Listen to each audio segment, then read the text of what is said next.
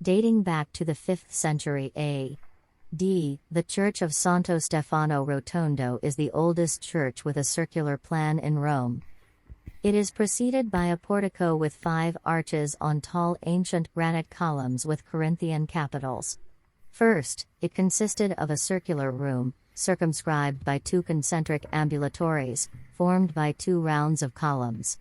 The outer ambulatory was intersected by the 4 arms of a Greek cross, at the ends of which were 4 chapels. The church is within a garden, and you can access it from one of the vaults of Nero's extension of the Claudian aqueduct, surrounded by Roman walls. In the 12th century, Pope Innocent II ordered the addition of the entrance portico and the 3 magnificent transversal arches of the internal area by using 2 very tall granite columns to support the unsafe roof. In 1453, Pope Nicholas V had the church renovated by reducing its diameter.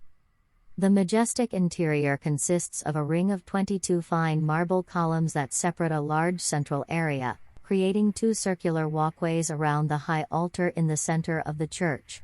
There was a 3rd concentric ambulatory with a cruciform internal division, dismantled during the 15th century restorations.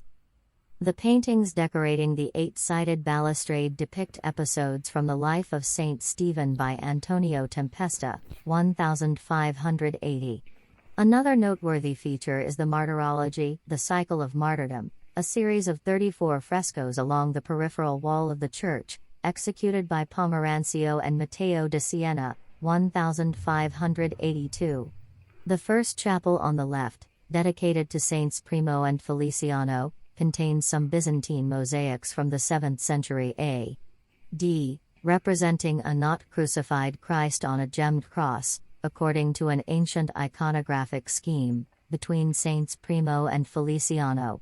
A small head of Christ appears on the upper end of a brilliantly decorated cross.